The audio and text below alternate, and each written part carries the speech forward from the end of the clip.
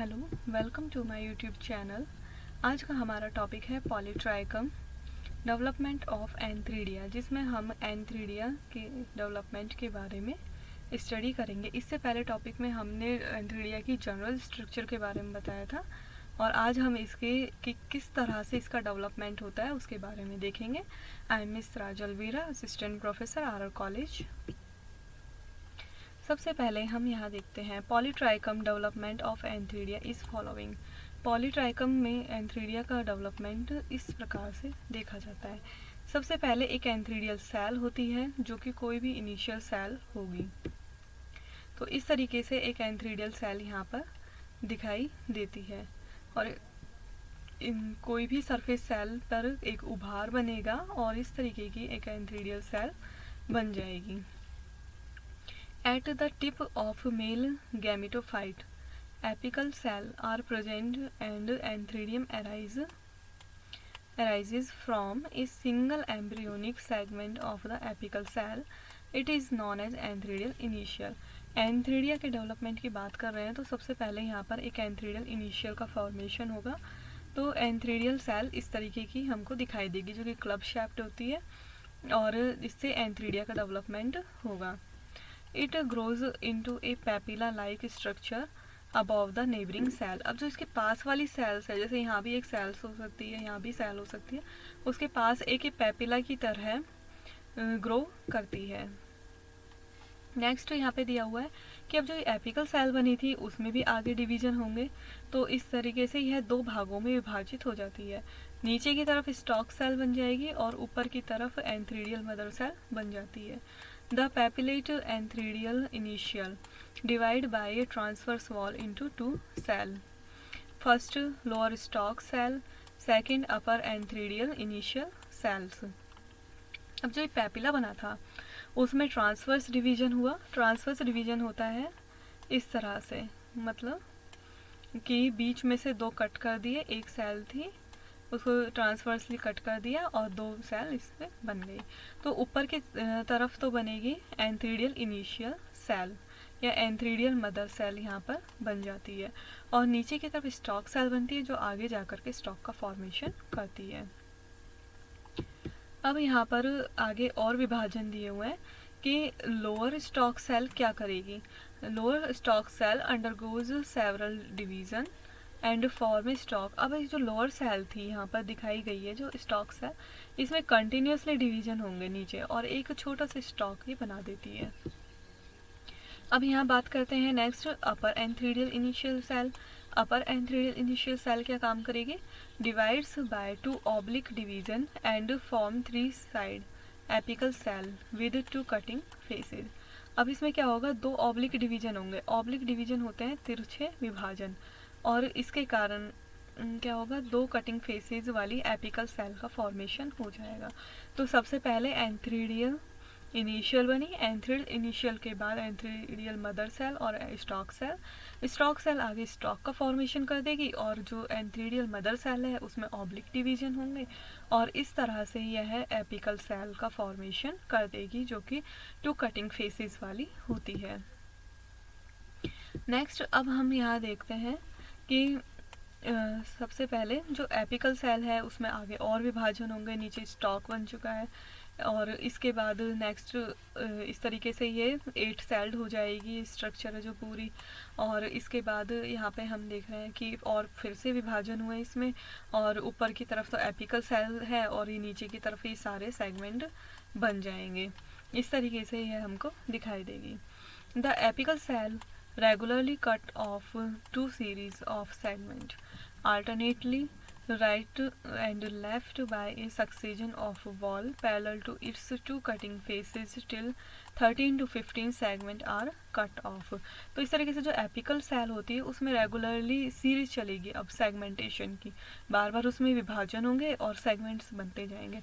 तो इस तरीके से लास्ट में हमें यहाँ पर ये स्ट्रक्चर दिखाई देगी जिसमें ऊपर की तरफ तो एपिकल सेल है और नीचे उसमें सेगमेंट्स दिखाई दे रहे हैं और ये जो साइड वाली हैं ये जैकेट इनिशियल का काम करती है। तो अब जैसे हम यहाँ पर डायग्राम में देख सकते हैं, ऊपर एपिकल सेल है, ये साइड वाली जैकेट सेल्स हो गई और नीचे वाली स्टॉक सेल हो बन गई हैं। तो इस तरीके से इसका धीरे धीरे डेवलपमेंट होता जाएगा। After the formation of 13 to 15 segment, it ceases to be active and contribute to opercular region of the wall of the antheridium। जब 13 से 15 सेगमेंट का फॉर्मेशन हो जाता है तो उसके बाद क्या होता है, इसकी ग्रोथ, एपिकल सेल की ग्रोथ कीज हो जाएगी। कीज का मतलब होता है रुक जाती है, और to be active, and active होने से अब वो रुक चुकी है, मतलब वो डीएक्टिवेट हो जाएगी।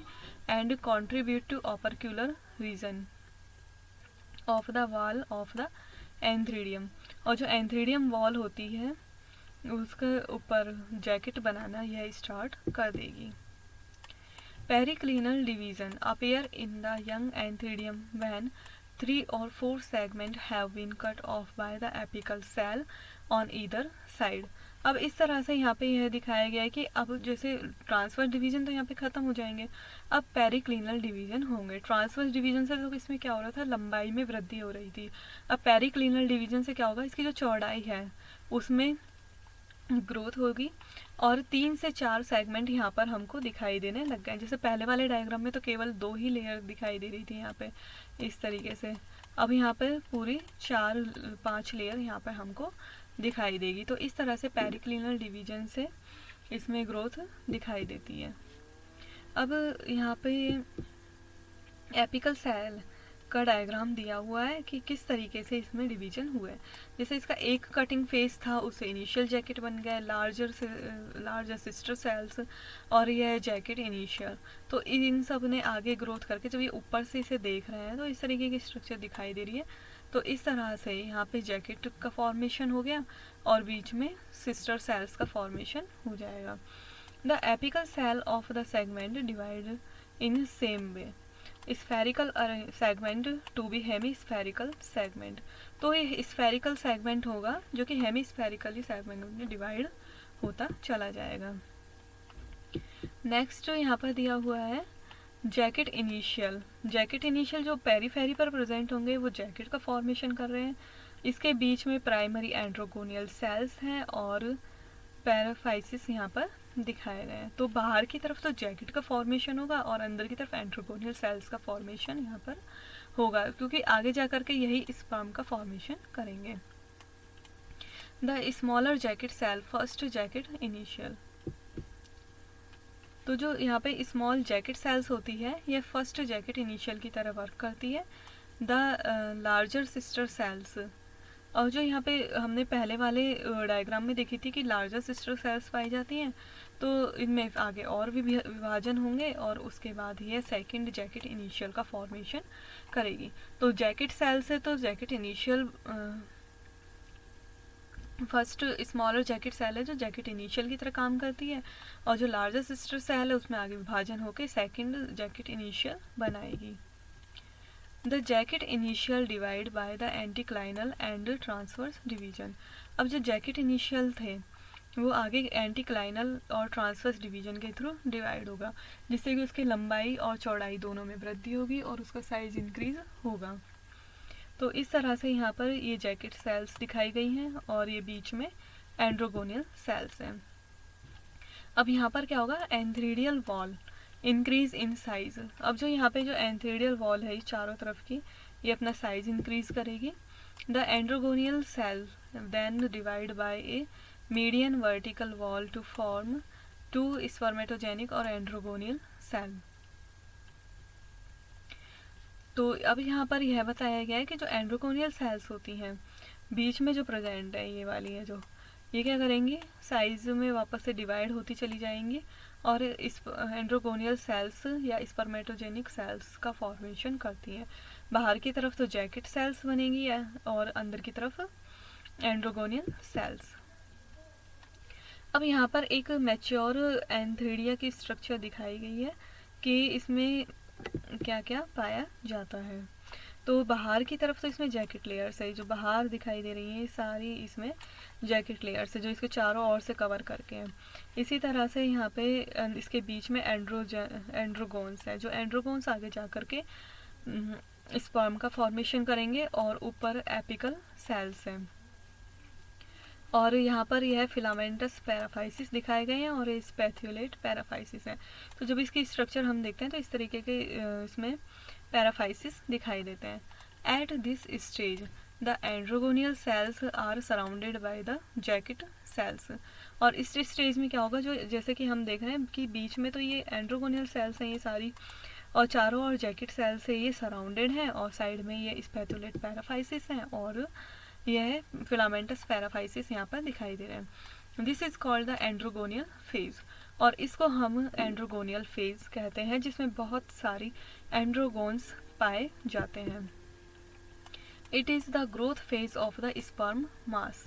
जो स्पर्म मास है उसकी ग्रोथ फेज होती है ये। During this phase the androgonial cell multiply. अब यहाँ पे जो एंड्रोगोनियल सेल्स दी हुई छोटी छोटी, ये सारी मल्टीप्लाई होना स्टार्ट कर देती हैं।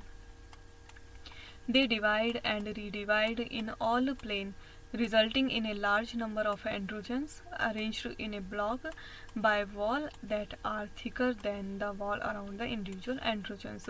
अब यहाँ पे क्या देखा जा रहा है कि जो ये एंड्रोगोन्स थे ये वापस से डिवाइड होंगे, रीडिवाइड होंगे, और इस तरीके से डिवाइड होते जाएंगे, और बीच में जैसे ये सेप्टा दिए हुए हैं, ये जैसा कि इसमें डायग्राम में दिखाए गए हैं, इस तरीके के जो ये सेप्टा है, ये क्या होता है कि ब्लॉक का फॉर्मेशन हो जाता है इसमें। और जो ये ब्लॉक हैं इनकी वॉल इतनी थिक होती है कि इनकी खुद एंड्रोजन्स की वॉल इतनी थिक नहीं होती, इंडिविजुअल एंड्रोजन की वॉल से भी ज़्यादा थिक ये वॉल पाई जाती हैं। The androgonial cell have attribute of meristematic cells. अब जो एंड्रोगोनियल सेल्स होती हैं इनमें मेरिस्टेमेटिक सेल्स के एट्रीब्यूट या कैरेक्टर्स पाए जाते हैं। The androgonial cell contain a copious quantity of rough endoplasmic reticulum, plastid, small vacuoles, dictyosomes, mitochondria and vesicles. तो ये भी बताया गया है यहाँ पे कि एंड्रोगोनियल सेल्स में ये सारी चीज़ें पाई जाएंगी, जैसे कि endoplasmic reticulum, plastic, small vacuoles, dictyosome, mitochondria and vesicles. तो ये मेरिस्टेमेटिक सेल्स होती हैं। With the last mitosis division, the androgen cells are modified into the androcyte mother cell। अब जैसे ही लास्ट डिवीजन होता है माइटोसिस का, जो एंड्रोजन सेल्स हैं ये एंड्रोसाइट मदर सेल में डिवाइड हो जाती हैं या मॉडिफाई हो जाएंगी। Each androcyte mother cell undergoes the last mitosis to produce two androcytes which metamorphose into sperm। तो सबसे पहले एंड्रोजन सेल्स हैं वो एंड्रोसाइट मदर सेल्स बनाएंगी, और यह एंड्रोसाइट मदर सेल आगे जा कर के मेटामॉर्फोज हो जाएगी और दो स्पर्म का फॉर्मेशन करती है। When all these changes have taken place, the antheridium is half its length। जब ये सारे चेंजेस हो रहे होते हैं तो एंथीडियम यहाँ पर हाफ लेंथ की रह जाती है। The androcyte mother cell have divided into androcyte. Androcyte mother cell androcyte में डिवाइड हो जाती हैं। With the cessation of division in the spermatogenous cells the space begin to form at base. और जैसे जैसे डिवीजन रुकता है स्पर्मेटोजेनस सेल्स में, यहाँ पर स्पेस का बनना स्टार्ट हो जाता है, बेस वाले रीजन में स्पेस बनना स्टार्ट हो जाएगा। Simultaneously the water and solute move from protoplast to accumulate in it. अब यहाँ पे क्या होगा, जैसे ही स्पेस बनना चालू हो रहा है, नीचे फ्लूइड स्पेस का फॉर्मेशन होगा, तो जो फ्लूइड या वाटर होता है वो एक सेल से दूसरे सेल के प्रोटोप्लास्ट से होता हुआ मूव करेगा और यहाँ पर आकर के एक्यूमुलेट हो जाता है। During accumulation of fluid the antheridium increase in size by the process of cell enlargement of the jacket cell. और जैसे जैसे एंथीडियम का साइज इंक्रीज होता चला जाता है और जैकेट सेल का साइज है वो भी बड़ा होता जाएगा, जैकेट का एनलार्जमेंट होगा। The sperm mature and thickening of cell wall at the distal end of antheridium continues till the latter achieve its final length। और जैसे ही स्पर्म मैच्योर होंगे तो जो एंथीडियम है वो अपना फाइनल लेंथ अचीव कर लेती है और वो कम्प्लीटली मैच्योर हो जाती है। Thus, the fluid-filled space below the sperm mass in the mature antheridium accounts to nearly half the volume enclosed by the jacket layer. तो इस तरह से इसमें बताया गया है कि जो जैकेट लेयर है वो इस तरह से उसमें फ्लूइड भर जाता है और एंथ्रीडियम कम्प्लीटली मैच्योर हो जाती है. Thank you.